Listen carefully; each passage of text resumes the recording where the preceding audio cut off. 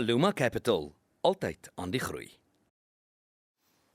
Dankie dat jy saam met ons kuier op die groot ontbyt. Nou ja, Rooi Rose is 'n tydskrif wat inspireer, vermaak en inlig met gehalte artikels deur gesoute joernaliste. Kan jy vir 'n wyle van die dolle gejaag vergeet wanneer jy die jongste vars gedrukte uitgawe vashou. Slegs R74.90 nou landwyd beskikbaar en een van daardie joernaliste sit hier by ons in die ateljee. Ja, en sy het al 'n paar keer die voorbladstorie van Rooi Rose geskryf en jy sal my nie glo nie, sy is ook 'n motor.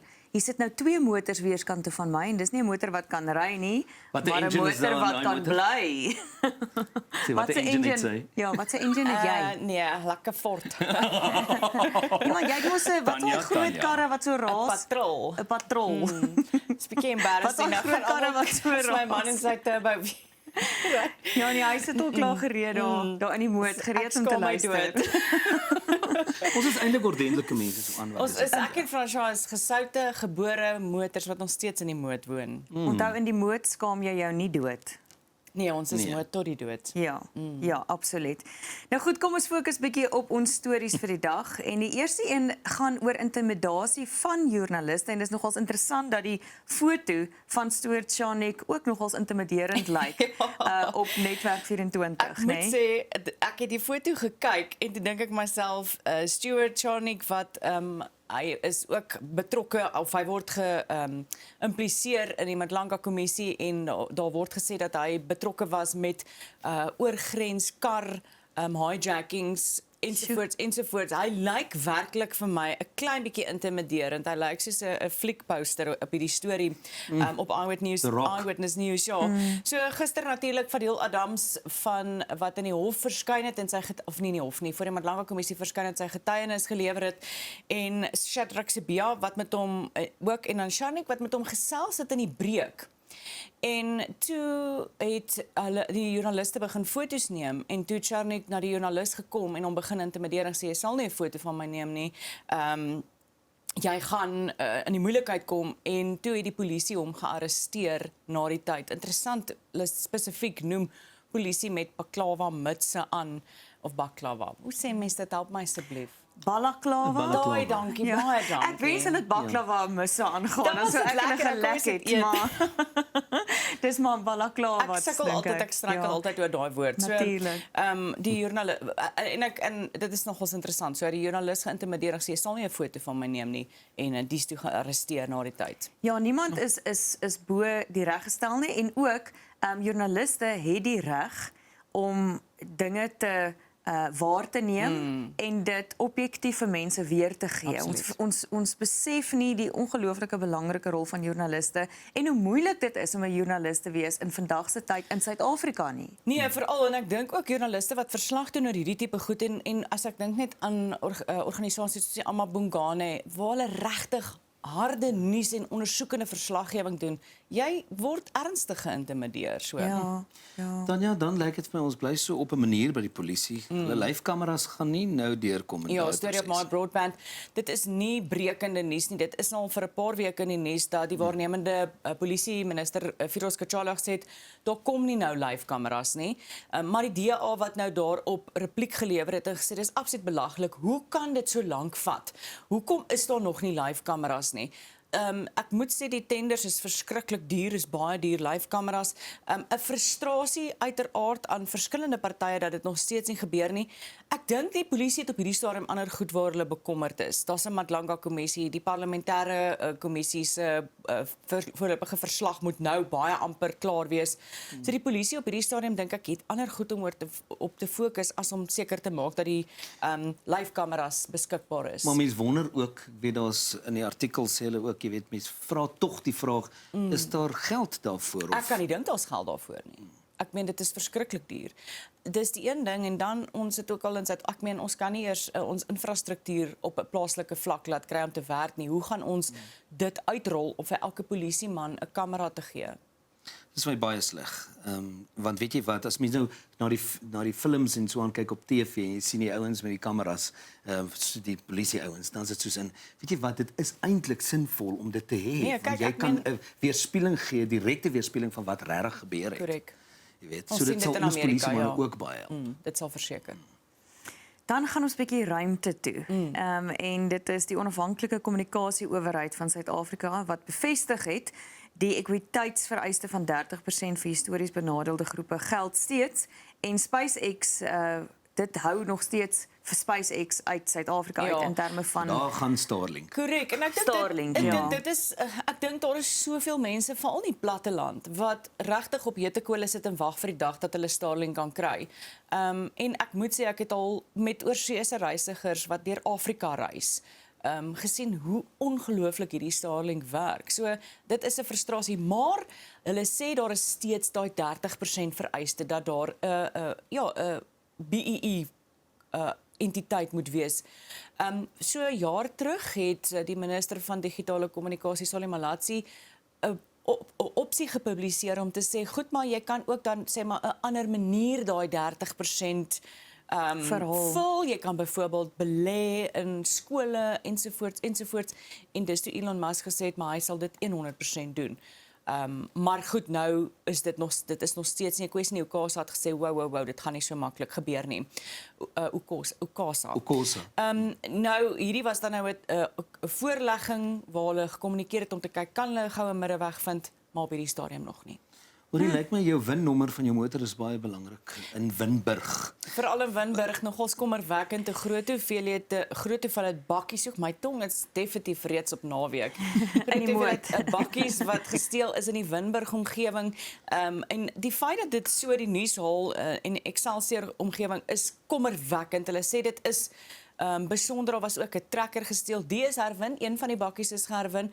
Die vraag wat by my opgekom het is die karre uit Lesotho toe, want kyk onthou dit is redelik naby aan die grens daar. Hoekom is daar skielik hierdie toename? Maar goed, dit is iets waar hulle baie bekommerd is in die omgewing. spesifiek Toyota bakkies gewees en dan 'n rits ander voertuie ook, nê? Ja, twee interessante plekke.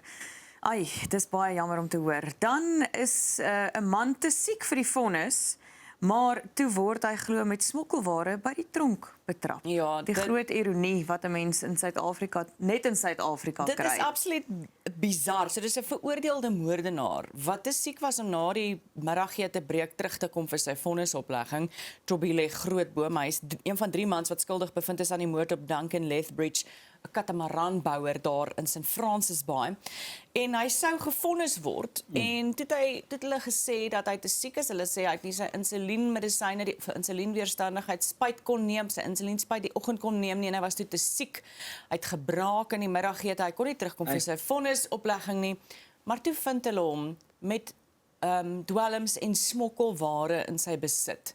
En 'n paar rand, nee. En 'n hele paar rand. So en ek moet sê korrektiewe dienste wat die afgelope week nogals in die nuus was met verskillende kommerwekkende feite wat uitgelig is voor die portefeulje komitee van die parlement waar hulle gesê het hoe is daar nog steeds korrupsie? Hoe moet jy betaal om op 'n stapelbed te slaap? Anders slaap jy op die sementvloer en beamptes wat met geld gevang is. So ja, interessant, net in Suid-Afrika. Dit is nogals skokkend om dit op 'n foto te sien, hoe daai mense op 'n koue vloer Dit is absoluut en nie op 'n bed moet slaap nie. En dat jy moet betaal om op 'n bed te slaap. Ja, vir jou sodat mense menseregte misbruik om geld daar uit te maak, om munt te slaan daar uit.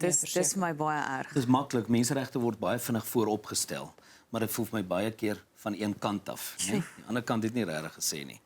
Net omdat dit 'n tronk is, beteken nie jou menswaardigheid moet so geskend word nie. Dis vir my baie erg. Ek moet vir jou sê, ons was nou in die ruimte, nou gaan ons weer terug ruimte toe. En hierdie keer saam die satelliete wat hulle sê, hoe meer satelliete, hoe minder sterre gaan ons sien. Ja, ek sê nou net hoe die mense hou van Starlink. Maar nou is daar 'n Europese suidelike studie wat bevind het dat daar so baie satelliete in die lug is, dat dit die sterrekykers en die navorsers se beeld op die heelal belemmer. So elke satelliet los 'n baie ligte streep en dit is nie noodwendig met die oog moontlik om dit te sien nie, maar dit kom op hulle beeldmateriaal en dit word so helder dat dit moeiliker raak vir hulle om patrone, om die sterre te bestudeer ensovoorts. Ek meen as jy net vir jouself kyk hoe die lug gelyk het, hoe jy uit die Melkweg kon sien, sê maar byvoorbeeld 30 jaar terug in 'n groot stad versus nou. Dit is 'n enorme verskil. So kan jy net jou indink en ek as iemand wat graag in die natuur kom en graag die sterre bekyk daar in die lig in die donker nag, kan vir jou sê in die laaste 10 jaar, Ja. net as 'n leek, kan Presies. ek die hoeveelheid die toename in satelliete sien. Maar So kan dis jy- Ekskuus, ek wil net sê tans is daar rofweg sê hulle 15000 satelliete om die aarde. Maar kan jy jou voorstel, kyk daai getal wat hulle daar noem 1.7 miljoen satelliete wat hulle beplan. Kan jy nou dink, ons gaan nie nag hê nie. Dit is die groot probleem en ek meen hulle sê as daar 100,000 satelliete is dit 'n draagbare las, maar 300,000 ontneem die teleskope hulle vermoë om die heelal korrek waar te neem. Ek wonder of daar nie 'n vorm van 'n reguleringsliggaam om te sê, okay, hoor julle, Iemand gaan soos wat moet. hulle natuurbewaring doen, moet hulle ruimtebewaring ook bietjie doen om Absoluut. te sê ons kan nie so baie satelliete in ons ruimte hê nie. En ek dink dis hoekom kan ons dankbaar wees oor die studie wat nou gedoen is, Ja. dat die Ja. bewustheid begin geskep word. Dit is baie waar, ja. Dan ons volgende storie is Duitsland wat 14,000 hitteverwante sterftes hierdie somer aangeteken het. Ja, Sjoe. dit is absoluut skrikwekkend. Elke Europese somer lees ons net van vooraf hoe die Europese somers warmer en warmer word. Ek het ook gesien daar was 'n navorsing gedoen en 'n studie gepubliseer wat hulle sê dit is regtig krities dat daar nou ingegryp word. So 14,000 hitteverwante sterftes, 9,600 daarvan in 1 week van Junie, toe die temperature bo 40 grade gestyg het. Uitermate hittige toestande in Europa. En as jy kyk na die tendens van die afgelope paar jaar, kan jy nou net dink dit voel asof dit elke jaar warmer word. Korrek. En dit is dit is 'n ander hitte as wat ons ervaar. Ja. En daardie mense is ook nie gewoond daaraan nie. So ek wou nou net waar ons sê. reeds ingerig is vir die tipe hitte, is hulle glad nie ingerig daarvoor. Ek dink hier's amper meer swembaddens as mense in Suid-Afrika, Dit. terwyl in Europa is daar Korrek. nou weer meer wingerde as mense. Dit en daar's meer ondergrondse verwarming in huise. Ek meen daar loop jy met jou kortbroek en jou T-shirt in die winter binne in jou huis want jou huis se temperatuur is aangepas daarvoor. So dis aangepas vir die koue, Vir die maar nie koue, maar nie vir aangepas hitte nie. vir die Ja. Ja. Sjoe. Tanya, kan Harry en Meghan nou net besluit waar wil hulle bly? Hoorie wat 'n verrassende nuus het daar Miskien wil hierdie hulle week. moet toe kom. Nee, Hulle sal verseker. dit nie maak in die moed nie. Hulle gaan koninklik is terug Engeland toe. So 6 jaar terug was dit Mexit toe Harry en Meghan Amerika toe gaan het en gesê het hulle is nie meer voltydse koninklikes nie en hulle is nou klaar met die koningshuis en het in Kalifornië gaan woon. Natuurlik hulle dokumentêr gehad, hulle onderhoud met Oprah, hulle reekse op Netflix en ja, toe 'n verrassende wending aangekondig dat hulle teruggaan Brittanje toe hulle het kinders ingeskryf by 'n skool in die Cotswolds vanaf September. So dit beteken hulle moet in die volgende week terugtrek en blykbaar is die koning ook eers afgelope naweek daarvan ingelig en hulle het wel vroeër in Julie bom gaan kuier met die kinders en dit is nogals 'n groot verrassing en uiteraard maak dit die Britse media geweldig opgewonde. Ja, maar dit gaan nou nie beteken dat hulle nou weer 'n royalty gaan word nie, nee. Hulle gaan nie hulle hulle gaan koninklike ampt weer inneem nie. Hulle Nee, gaan net weer in Engeland bly. Dis hoe ons dit het vir nou. Hulle gaan in 'n privaat woning ook woon. Hulle gaan nie in een van die koninklike huise bly nie en op hierdie Self stadium daarvoor betaal. Ja, en op hierdie stadium het die royal family definitief gesê dit is nie dat hulle terugkom as koninklikes nie. So die vraag is wat gaan hulle doen? Gaan hulle 'n tipe van 'n kompetisie wees en die media half steel by die koningshuis baie brose verhouding nog steeds tussen hom en sy broers, soos wat ek verstaan is daar ernstige vyandigheid steeds tussen hulle wat baie sleg is. Een van die vrae wat hulle vra is, gaan hy terug omdat sy pa is 2 jaar terug met kanker gediagnoseer, hy kry nog steeds behandeling. So kom ons hoop maar net op die einde van die dag is daar versoening want onminnende familie is 'n Mens wonder nou net as hulle nou nie versoen nie, dan as William nou eendag koning word, dan gaan Harry hulle dalk weer terug Amerika toe. Wie weet dan nou. Maar ten minste het hulle 'n voet in die deur daar, nê. Absoluut. Tanya? Nou ja, toe baie dankie dat jy met ons kom gesels Julle het, moet 'n Tanya. heerlike naweek Dit was hê. heerlik. En gepraat van die skole daar in die Cotswolds in Engeland. Ons gesels hierna oor 'n skool vir leerders met uitsonderlike vermoëns. Bly ingeskakel.